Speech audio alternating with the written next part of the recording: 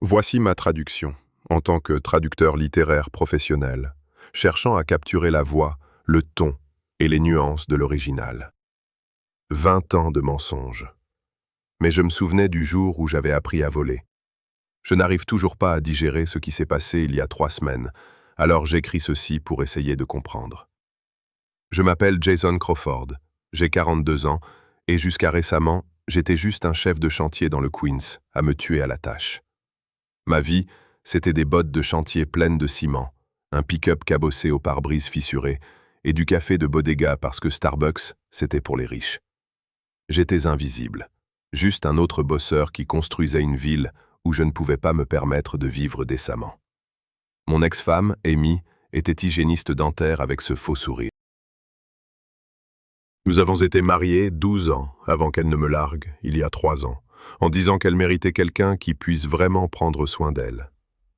Nous avons 2 enfants, Emma, qui vient d'avoir 14 ans, et Tyler, qui en a 11. Ces enfants sont tout mon monde, mais ne les voir qu'un week-end sur 2 et un soir par semaine me rongeait.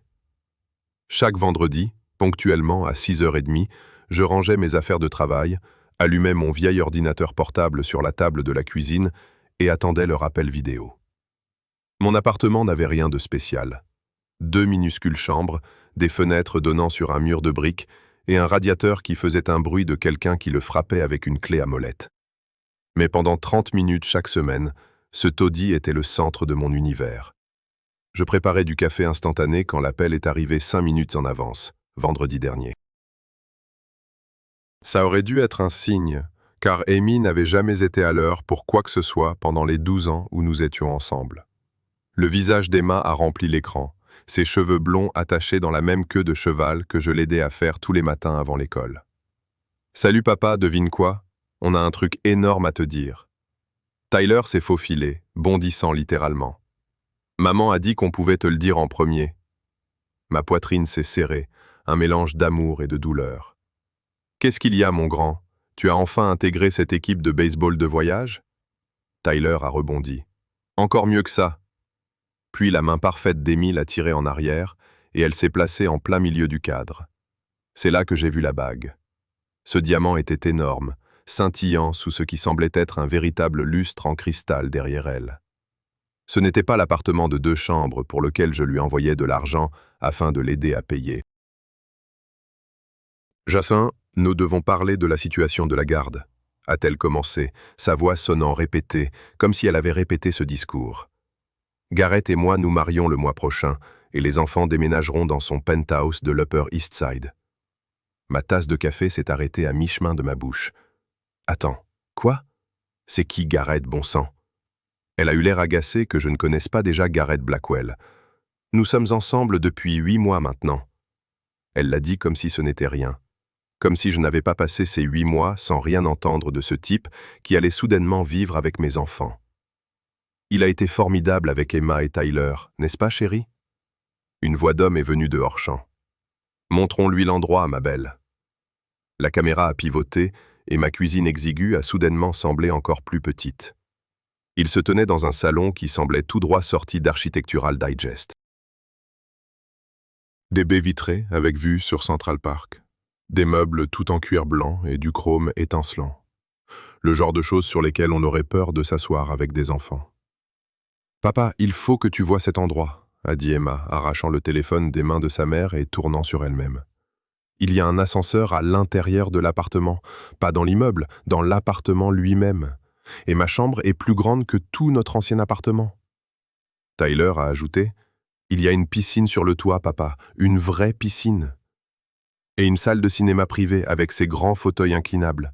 Oh, et Garrett a un chauffeur qui nous emmène partout où on veut aller. » J'ai forcé un sourire. Ça a l'air incroyable, les enfants. Vraiment incroyable. Amy a repris le téléphone et Garrett se tenait maintenant à côté d'elle. J'ai ouvert Google sur mon téléphone pendant qu'il parlait. 51 ans, promoteur immobilier qui possède la moitié des propriétés commerciales de Manhattan. Cheveux poivre et sel, bronzage parfait, une mâchoire qui semblait taillée pour le mont Rushmore. Son costume valait probablement plus que mon camion. « Jason », a-t-il dit, tendant la main vers la caméra. comme si nous pouvions sceller ça d'une poignée de main à travers l'écran. Je veux que tu saches que je n'essaie pas de te remplacer. Les enfants ont de la chance d'avoir un père aussi dévoué. Dévoué. C'est comme ça que les riches vous appellent quand vous êtes fauchés. Mais vous êtes toujours là. Amy a continué, la main sur la poitrine de Gareth, comme si elle exhibait son trophée à une foire. Ils auront de vraies opportunités maintenant, Jason. De véritables opportunités. Le genre que seul un vrai père peut offrir. Gareth est déjà en train de regarder des pensionnats privés en Suisse, de planifier des vacances en Europe. Et il met en place des fonds fiduciaires qui assureront leur avenir. Chaque mot a frappé là où elle voulait qu'il frappe. Voici ma traduction, en tant que traducteur littéraire professionnel, cherchant à restituer non seulement le sens, mais aussi le ton, le rythme et l'émotion du texte original. Je suis leur vrai père, Amy. Elle a ri. Ce même rire méprisant que je connaissais de toutes nos disputes d'argent. Tu es un ouvrier du bâtiment qui a à peine les moyens de leur payer leur équipement de football. Le mois dernier, tu as dû diviser le paiement de l'uniforme de baseball de Tyler en 2 chèques parce que tu n'avais pas assez. Gareth lui a acheté une collection de baseball signée Lou Gehrig la semaine dernière, qui valait plus que tout ton salaire. Emma avait l'air mal à l'aise avec la tournure méchante que prenait la conversation. Sois juste heureuse pour eux, maman. J'ai gardé ma voix stable, même si je mourais à l'intérieur. C'est bon, Em. Ta mère a raison. Gareth peut vous donner des choses que je ne peux pas. Tyler a commencé à dire quelque chose, mais je l'ai interrompu. Hé, on a toujours notre week-end la semaine prochaine, n'est-ce pas? Je pensais à Coney Island. On peut faire le cyclone jusqu'à ce qu'on vomisse, comme toujours. Gareth est intervenu, aussi suave que jamais. En fait, nous les emmenons à Nantucket le week-end prochain, des cours de voile avec un entraîneur olympique, a-t-il dit, comme si de rien n'était. Mais peut-être le week-end d'après. Après qu'ils aient raccroché, je suis resté assis là, à la table de la cuisine, fixant l'écran vide. Je garde une photo glissée dans ma sacoche d'ordinateur portable, de l'été dernier, à Coney Island. Tyler a de la crème glacée partout sur le visage, Emma me fait des oreilles de lapin derrière la tête, et nous sommes tous les 3 bronzés et morts de rire. C'était nos dernières vraies vacances ensemble. Cette nuit, dans un motel bon marché, près de la plage, à manger de la pizza sur la promenade chaque soir, à construire des châteaux de sable comme s'ils étaient encore de petits enfants qui pensaient que leur père pouvait tout construire. Maintenant, ce sont des internats suisses et des entraîneurs de voile olympiques, tandis que je n'ai droit qu'au week-end de reste que Gareth n'a pas déjà mieux planifié. Le lendemain matin, le ciel était lourd et gris, et la pluie tombait sans discontinuer, le genre de pluie qui arrête les chantiers. Mon contremaître a annulé la journée de travail avant 6 heures du matin, ce qui signifiait que j'avais soudain du temps pour quelque chose que j'évitais depuis 3 ans. Je devais vider ma chambre d'enfant chez mes parents à Westchester. Le trajet, qui semblait s'étirer à 40 minutes le mile, m'éloignait de la jungle de béton de la ville et me rapprochait des rues bordées d'arbres de la banlieue où j'avais grandi.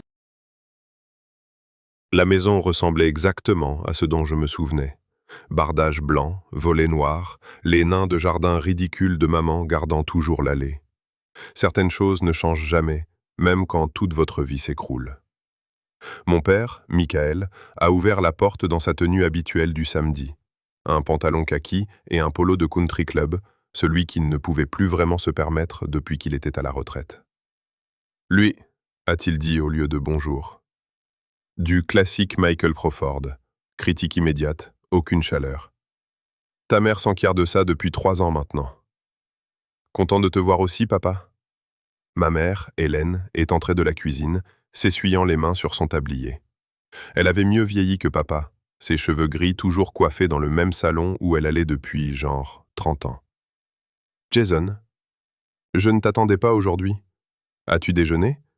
Je peux faire des œufs et du bacon? Je vais bien, maman. Je veux juste vider la chambre pour que tu puisses enfin avoir ton espace de loisirs créatifs, comme tu le veux. Elle a jeté un coup d'œil rapide à Michael que j'ai failli manquer. Il n'y a pas d'urgence, chérie. Vraiment, prends ton temps. Mais je montais déjà les escaliers étroits, où chaque marche grinçait aux mêmes endroits exacts dont je me souvenais quand je rentrais après le couvre-feu au lycée. Mon ancienne chambre était une capsule temporelle. Des trophées de Little League prenaient la poussière, une affiche de Nirvana délavée toujours de travers sur le mur. Des manuels de l'université que j'avais abandonnés quand Amy est tombée enceinte d'Emma. J'ai commencé par le placard, en traînant des cartons qui n'avaient manifestement pas été touchés depuis des décennies. Des bulletins de notes montrant des A partout pendant toute ma scolarité jusqu'à ma dernière année d'université, quand Papy Henry est mort subitement d'une crise cardiaque. Et tout mon monde a basculé. Des photos de lui m'apprenant à pêcher dans sa cabane dans le nord de l'État. Ses mains patientes me montrant comment bien attacher l'hameçon. Jason a appelé maman du bas des escaliers, la voix tendue. J'ai besoin de te dire quelque chose d'important sur la famille Blackwell. Le père de Garrett et ton grand-père ont eu des affaires ensemble il y a des années. J'ai marché jusqu'en haut des escaliers. Quel genre d'affaires? Son visage s'est tendu. Rien de bon n'en est sorti. Tu dois rester loin de cet homme. Ton grand-père n'a jamais fait confiance aux Blackwell. Ce ne sont pas de bonnes personnes. Un peu tard pour ça, maman. Il épouse Amy le mois prochain. Son visage est devenu blanc. Quoi? Non, Jason, tu ne comprends pas ce que je dis. Les Blackwell ont essayé de détruire toute l'entreprise de ton grand-père. Ils sont dangereux. Avant que je puisse lui demander ce qu'elle voulait dire, elle est retournée en hâte à la cuisine, l'air secoué. Je suis retourné dans la chambre et j'ai commencé à essayer de déplacer la lourde commode en chêne qui était la mienne depuis que j'étais enfant. La chose pesait une tonne, et alors que je luttais pour l'éloigner du mur, la plainte derrière elle s'est soudainement détachée dans mes mains. Voici la traduction du texte, réalisée dans l'esprit d'un traducteur littéraire professionnel. Il y avait un panneau caché dans le mur. Mon cœur s'est mis à battre la chamade, même si je ne savais pas pourquoi. J'ai dégagé le panneau et découvert un espace creusé entre les montants du mur.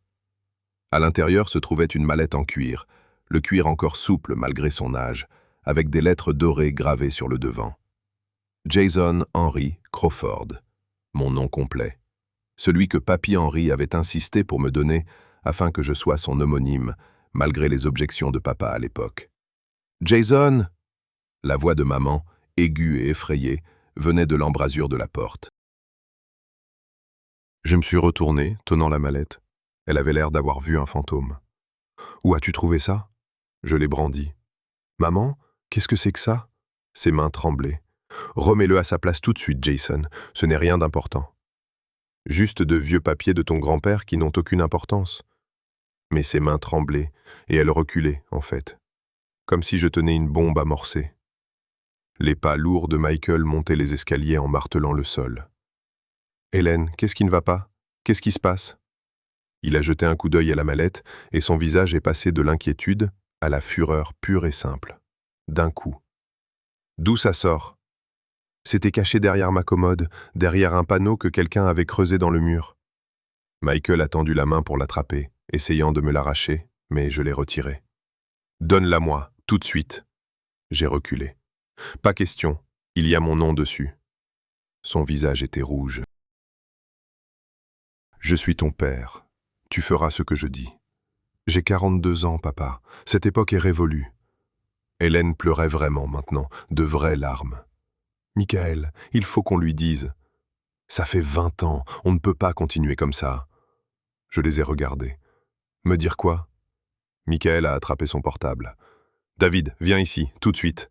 Il l'a trouvé. » Mon oncle David habitait à genre 10 minutes d'ici, mais il était là en 5, faisant irruption par la porte comme si la maison était en feu. Toujours dans son costume d'avocat, tout froissé, le visage rouge. « Jason, certaines choses sont mieux enfouies, » dit-il, essayant de paraître calme, comme un avocat. « Ton grand-père n'était pas celui que tu croyais. Alors, je vais le découvrir par moi-même. » J'ai examiné la serrure de la mallette. « Quel est le code ?» Michael a parlé trop vite. « Nous ne connaissons pas le code. » J'ai essayé ma date de naissance. Rien. Puis la date de naissance de Papy Henry. Toujours rien. Puis un souvenir m'est venu à l'esprit. Le jour où il m'avait appris à faire du vélo sans petit trou. Il avait les larmes aux yeux quand il a lâché la selle. C'est le jour le plus important de ma vie, mon petit, avait-il dit. Le 15 juillet 1990, le jour où mon petit-fils a appris à voler. J'ai tapé les chiffres. 7, 15, 90. La serrure a fait un déclic. À l'intérieur se trouvaient des piles de papier, tous impeccables, même après avoir été cachés pendant 20 ans. Au-dessus se trouvait une lettre écrite de la main de papy, encore lisible comme au premier jour. En dessous, il y avait des documents juridiques, des relevés bancaires avec des chiffres ahurissants, et des titres de propriété pour Crawford Industries, l'entreprise que mon grand-père avait bâtie de rien.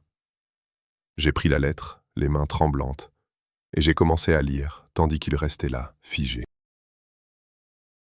Mon cher Gesson, si tu lis ceci, tes parents n'ont pas tenu leur promesse. J'écris ceci pour tes 5 ans, en te regardant jouer avec les camions jouets que je t'ai offerts, sachant que je ne te verrai pas grandir.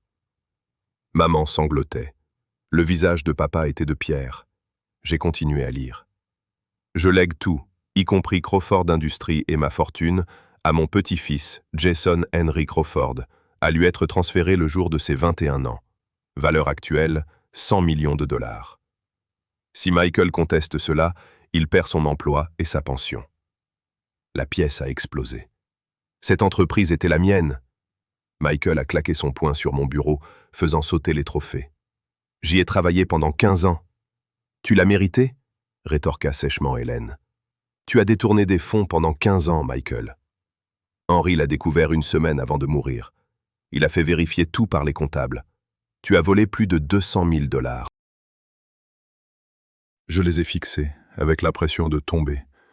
Il a volé, papy? Oncle David s'est raclé la gorge. Son masque d'avocat était tombé. Ton grand-père est venu me voir après l'avoir découvert. Il voulait éviter un scandale, mais il ne pouvait pas laisser Michael hériter. Alors il a changé le testament, te léguant tout. Quand Henry est mort d'une crise cardiaque la semaine suivante, Michael nous a convaincus que cacher le testament était la meilleure chose à faire. Ma voix s'est élevée. Le mieux pour tout le monde? J'ai galéré pendant 20 ans. Savez-vous ce qu'a été ma vie? Michael a dit froidement, « Tu avais 21 ans. Tu as mis cette fille enceinte et tu as abandonné tes études comme un idiot. Tu aurais tout gaspillé. » Cette fille était ma femme, papa. Ces grossesses étaient tes petits-enfants. J'ai abandonné mes études pour faire 3 boulots et les soutenir. Parce que je n'avais rien. Parce que vous vous êtes assuré que je n'ai rien. J'ai continué ma lecture. J'ai mis en place des fonds fiduciaires pour les enfants de Jason. Aucun de ces enfants ne devrait manquer d'éducation ou d'opportunités. Ça m'a frappé comme une brique. Mes enfants. Mes enfants avaient des fonds fiduciaires pendant tout ce temps. Pendant que je faisais des doubles services pour payer l'uniforme de baseball de Tyler, pendant qu'Amy est partie parce que je ne pouvais pas subvenir à nos besoins. Voici la traduction du texte de l'anglais au français, avec une attention particulière à la nuance et au ton littéraire. Hélène refusait de me regarder. Nous allions te le dire, mais tu t'es marié si jeune et as eu des enfants si vite. Michael a dit que tu n'étais pas prêt. Puis, quand Amy est partie, tu étais si en colère. Après le divorce, je vivais dans ma voiture. Les mots ont jailli de moi. Pendant 3 mois, j'ai été sans abri. Je me douchais à la salle de sport et mangeais dans les soupes populaires. Mes propres enfants me prennent pour un raté. Amy épouse quelqu'un d'autre parce que je n'ai pas pu lui offrir une belle vie, murmura David d'une voix faible. Nous ne savions honnêtement pas que les choses étaient si graves pour toi. Cela aurait-il même changé quelque chose si vous l'aviez su? Vous m'avez vu galérer chaque Noël où j'arrivais avec des cadeaux du magasin à $1, chaque dîner de famille où je ne commandais que de l'eau parce que je ne pouvais pas me permettre de manger. Vous saviez exactement à quel point c'était grave. J'ai attrapé mon téléphone et j'ai appuyé sur « Enregistrer ». Dis-le encore, papa. Tout. Dis-moi encore pourquoi tu as volé 100 millions de dollars à ton propre fils. Michael s'est jeté, essayant d'arracher mon téléphone, mais j'ai reculé d'un bond. Tu n'enregistres rien, tu m'entends? J'enregistre tout. Oncle David, tu es avocat. Ce testament est-il légal? Les épaules de David se sont affaissées. Oui, il est tout à fait valide. Signé, attesté par témoin, notarié, déposé auprès de l'État. Nous avons dit à tout le monde dans le monde des affaires que tu étais injoignable. Puis plus tard, nous avons dit que tu étais mort.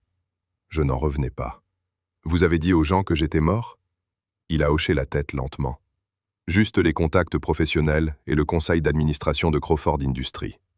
Nous devions faire cesser les questions sur qui prendrait la relève. J'ai attrapé les documents, mes mains fermes malgré la rage qui bouillonnait en moi.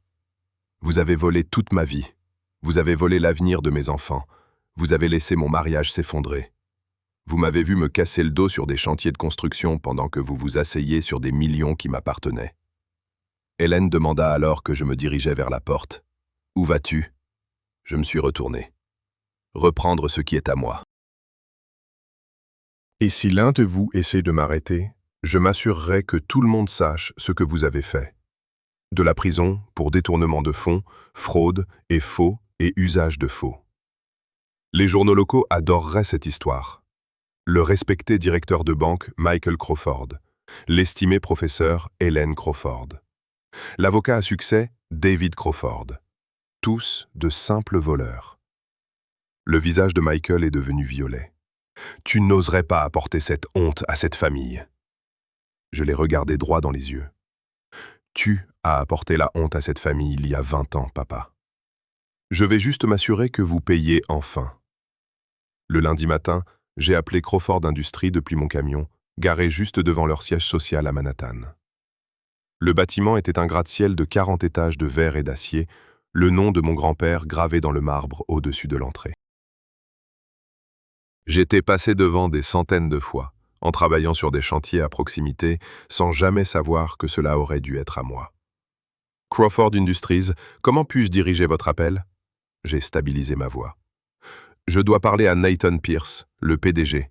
Dites-lui que Jason Henry Crawford appelle au sujet de son héritage. » 5 secondes de silence. « Veuillez patienter, monsieur. » 30 secondes plus tard, une nouvelle voix. « Monsieur Crawford, ici Nathan Pierce. Mon Dieu, Henry a dit que tu finirais par le découvrir. J'attends cet appel depuis 20 ans. » J'étais stupéfait. « Vous saviez pour moi ?» Sa voix était chaleureuse. « Votre grand-père était mon mentor, mon meilleur ami. Juste avant de mourir, il m'a dit que son petit-fils viendrait réclamer ce qui lui revenait. Il a dit qu'on t'en avait privé, mais la vérité finit toujours par éclater. Où étais-tu ? Votre famille nous a dit que tu étais mort dans un accident de voiture en 2005. Ils vous ont dit que j'étais mort ? J'étais sous le choc. Votre oncle David a même remis un certificat de décès au conseil d'administration. Nous nous battons contre des poursuites judiciaires depuis lors, avec des gens qui essaient de réclamer la succession. La famille Blackwell, en particulier, a été acharnée. Mon sang s'est glacé. Garrett Blackwell, son père, Douglas Blackwell, a tenté 3 OPA hostiles, affirmant que l'héritier Crawford était mort et que l'entreprise devait donc être vendue. Quand cela a échoué, Garrett a adopté une approche différente. Il a commencé à chercher des héritiers vivants. Il a découvert l'existence de tes enfants il y a environ 18 mois. Tout s'est éclairci. Il savait qui j'étais. Il a ciblé Amy. Nathan a poursuivi. Les Blackwell tournent autour de Crawford Industries depuis des décennies. Si Garrett épousait ton ex-femme et adoptait tes enfants, ils auraient une revendication légitime en tant qu'arrière-petits-enfants de Henry. Avec toi supposément mort, ils seraient les seuls héritiers. Je dois vous voir maintenant. Nathan n'a pas hésité. Je vais libérer mon emploi du temps, monsieur Crawford. Apportez tout ce que vous avez. Nous aurons besoin de notre équipe juridique pour tout vérifier, mais si vous êtes vraiment le petit-fils de Henry, vous êtes sur le point de devenir le PDG d'une entreprise d'une valeur d'environ 400 millions de dollars. 3 heures plus tard, j'étais dans une salle de conférence assez grande pour contenir mon appartement, entouré d'avocats m'appelant Monsieur Crawford avec respect. Nathan Pierce, un homme au visage bienveillant, septuagénaire, avait les larmes aux yeux lorsque nous nous sommes serrés la main. Vous lui ressemblez tellement. Les mêmes yeux, la même mâchoire, la même façon de se tenir. Henry serait si fier. Voici ma traduction, en tant que traducteur littéraire professionnel. La comptable légiste était brillante et impitoyable. En 2 heures, elle avait retracé le moindre centime du détournement de fonds de Michael, remontant 20 ans en arrière. Sur 20 ans, 3 millions de dollars ont été systématiquement transférés via des comptes coquilles aux îles Caïmans. Ton père a vécu de ton héritage, prétendant qu'il survivait chichement avec sa seule pension. Pouvons-nous le prouver? Elle esquissa un sourire contraint. Le moindre centime. Il était si négligent, il s'est probablement dit que personne n'irait y voir de plus près. Cet après-midi-là, je suis retourné chez mes parents, suivi de près par les avocats. Michael ouvrit la porte et tenta de nous la claquer au nez, mais l'un des avocats bloqua la porte du pied. Michael Crawford, vous êtes poursuivi en justice pour détournement de fonds, fraude et association de malfaiteurs en vue de voler un héritage. Coopérez ou nous faisons intervenir les fédéraux. C'est à vous de choisir. Maman s'effondra sur le canapé. David arriva quelques minutes plus tard, le visage livide, lisant l'assignation. « Ce sera sans aucun doute une affaire criminelle, » dit-il à voix basse. « Nous pourrions tous finir en prison fédérale pour ça. » Je les regardais tous les trois, le regard froid. « Alors faisons un marché, tout de suite. Cédez-moi tout ce que vous avez volé, le moindre centime plus les intérêts, et je réfléchirai à ne pas porter plainte. Vous avez 1 heure. » Pendant qu'ils paniquaient et se disputaient, je filai tout droit au penthouse de Garrett Blackwell. Le portier tenta de m'arrêter, mais je brandis ma nouvelle carte. Jason H. Crawford, PDG, Crawford Industries. Monsieur Blackwell m'attend, dis-je, d'une voix de velours. Musique d'ascenseur. Quand les portes s'ouvrirent, Amy se tenait là, vêtue d'une élégante tenue d'intérieur, un verre de vin à la main. « Jason, qu'est-ce que tu fiches ici? Tu ne peux pas te pointer comme ça ?» Garrett a de la sécurité partout. Je plongeai mon regard dans le sien. Fais-le descendre. Dis-lui que le PDG de Crawford Industries souhaite discuter des tentatives de rachat illégal de son père. En personne. Elle éclata de rire. Très drôle, Jason. Tu as commencé à boire sur le chantier? Garrett sortit de son bureau, son visage passant de l'agacement à la stupeur en me voyant. Tu es censé être mort. Je souris, sans la moindre trace d'humour. Juste de la déception. Ton plan a échoué, Garrett. 20 ans que ta famille tente de voler l'entreprise de mon grand-père, et ça se termine aujourd'hui. Amy nous regardait, l'un après l'autre, confuse. Quel plan? De quoi parles-tu? Je gardais les yeux fixés sur Garrett. Dis-lui. Dis-lui comment tu as fait des recherches sur moi il y a 18 mois. Comment tu savais exactement qui j'étais quand tu l'as accidentellement rencontré à cette soirée caritative en centre-ville? Comment l'épouser et adopter mes enfants était ton plan B pour t'emparer de Crawford Industries quand les tentatives de rachat échouaient? Le masque de Garrett tomba enfin. Tu ne peux rien prouver de tout cela. Je sortis mon téléphone. Je n'ai pas besoin. Le FBI s'en chargera lorsqu'il enquêtera sur les tentatives de rachat de ton père et sur toutes les fausses déclarations de mon décès. As-tu aussi déposé de faux documents, Garrett? Parce que c'est un crime fédéral, avec de lourdes peines de prison à la clé. Emma et Tyler entrèrent en courant dans la pièce, s'arrêtant net en me voyant. « Papa, qu'est-ce que tu fais là ?» J'adoucis ma voix. « Je règle juste quelques affaires, les enfants. Il s'avère que votre père n'est pas le bon à rien que tout le monde croyait. » 6 mois plus tard, j'étais dans la salle du conseil d'administration de Crawford Industries, contemplant la skyline de Manhattan depuis le 40e étage. Les bâtiments que j'avais contribué à ériger s'étendaient sous moi comme la carte de mon ancienne vie. Mes enfants étaient avec moi. Emma rangeait mon bureau, méticuleuse comme à son habitude, tandis que Tyler tournait sur les chaises de conférence jusqu'à en avoir le vertige. « Papa, cette vue est incroyable !» Tyler colla son visage à la vitre. « On peut voir jusqu'à Brooklyn d'ici. » Je montrai du doigt une tour dans le Queens. « Je peux voir le chantier où je travaillais l'année dernière. J'ai posé moi-même les fondations de cet immeuble. Le changement avait été rapide et brutal quand la situation l'exigeait. Michael et Hélène vivaient désormais dans un minuscule appartement d'une pièce en Floride, tous leurs biens gelés pendant que l'enquête se poursuivait. Michael entamerait sa peine de 5 ans pour détournement de fonds le mois prochain. Hélène continuait d'envoyer des lettres que je n'ouvrais jamais, toutes portant la même adresse de résidence pour seniors en Floride.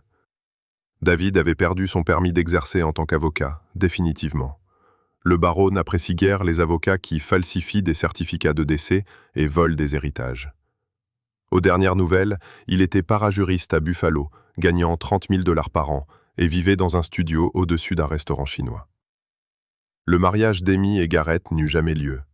Le FBI l'arrêta 2 semaines après notre conversation pour association de malfaiteurs, fraude et extorsion. Il s'avérait que les Blackwells s'adonnaient à ces pratiques depuis des années, ciblant les fortunes héritées par le biais de mariage et d'adoption. Garrett risquait 15 à 20 ans de prison. Amy se présenta à mon bureau, sans y être invitée, 1 mois après son arrestation. « Je t'ai toujours aimé, Jason. L'argent, Garrett, ça n'avait pas d'importance. Nous pourrions réessayer, tout recommencer. » Voici la traduction littéraire du texte en tant que traducteur professionnel. Je la regardais de derrière mon bureau. Tu as raison sur un point, l'argent n'a jamais compté pour moi. Ce qui comptait, c'est que quand les choses sont devenues difficiles, tu n'es pas parti comme ça. Tu as essayé de m'effacer de la vie de nos enfants. Tu répétais qu'ils avaient besoin d'un vrai père parce que je ne pouvais pas leur acheter des choses de luxe. Elle essaya de se défendre. Je voulais juste qu'ils aient une meilleure vie que la nôtre. Je secouai la tête. Non, tu voulais une meilleure vie pour toi. Toute la différence. Elle partit en pleurant, mais je ne la poursuivis pas.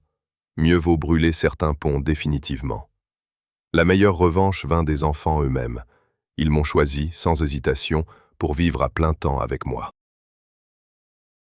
Pas dans le somptueux manoir du grand-père Henry, dans le Connecticut, auquel j'avais pensé au début, mais dans une confortable maison en grès brun de Brooklyn.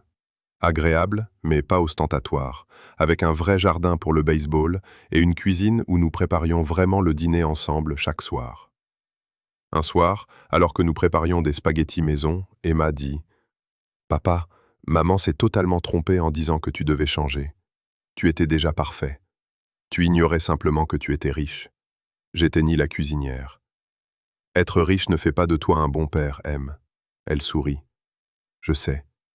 Mais tu étais un bon père même quand tu n'avais rien. Tu te souviens quand tu as économisé pendant 3 mois pour m'acheter ce coffret d'artiste? Maman m'a dit que tu mangeais des sandwichs au beurre de cacahuète tous les jours pour pouvoir te le permettre. » Tyler intervint. « Tu es plus cool maintenant que tu ne te stresses plus pour l'argent tout le temps. Tu souris plus. » Mais t'étais déjà le plus cool quand tu m'as appris à lancer une balle courbe dans ce petit parc près de ton ancien logement, où nous avions à peine de la place. J'ai créé des fonds fiduciaires pour eux deux, avec des règles que je savais que grand-père Henry comprendrait. Ils ne pouvaient pas toucher un sou avant d'avoir travaillé 5 ans dans le métier de leur choix. La vraie richesse, leur dis-je sérieusement, c'est de connaître la valeur du travail acharné avant de connaître la valeur de l'argent. Nathan Pierce devint mon mentor et un ami proche, comme mon grand-père l'avait été pour lui. Il m'enseigna patiemment les affaires de A à Z, mais plus que cela, il me raconta des histoires sur Henry que je n'avais jamais entendues. « Ton grand-père parlait de toi tout le temps, » dit-il un après-midi. « Il disait toujours qu'il aurait le cœur brisé par ce que tes parents avaient fait, mais si fier de l'homme que tu étais devenu malgré tout. » Chaque mois, j'emmène les enfants sur la tombe de grand-père Henry. Il y a toujours des fleurs fraîches quand nous arrivons. Le gardien m'a finalement dit pourquoi. Monsieur Pierce vient chaque semaine, sans faute. Il a dit qu'il avait promis à quelqu'un nommé Henry de veiller sur quelque chose de précieux jusqu'à ce que tu rentres chez toi. Lors de notre dernière visite, Emma a demandé ce que j'attendais. « Papa, vas-tu un jour pardonner à grand-mère Hélène et grand-père Michael pour ce qu'ils ont fait ?» J'y ai réfléchi, arrangeant les fleurs. Le pardon, ce n'est pas l'oubli, M, mais je pense que grand-père Henry voudrait que j'essaie. Finalement. Peut-être un jour, quand je serai prêt. Tyler demanda « Et nous? Nous pardonnerais-tu si nous faisions quelque chose de vraiment grave ?» Je les serrai fort tous les deux dans mes bras. Il n'y a rien que vous puissiez jamais faire qui me ferait cesser de vous aimer. Rien. Même si vous me blessiez, même si vous me déceviez, vous seriez toujours mes enfants. Cela ne changera jamais, quoi qu'il arrive. Cette histoire aurait pu se terminer avec moi comme un autre millionnaire amer cherchant vengeance. Mais ce n'est pas ce qui s'est passé. Au lieu de cela, J'ai appris que trouver un trésor signifie parfois perdre la famille que l'on croyait avoir et trouver la famille que l'on était destiné à bâtir.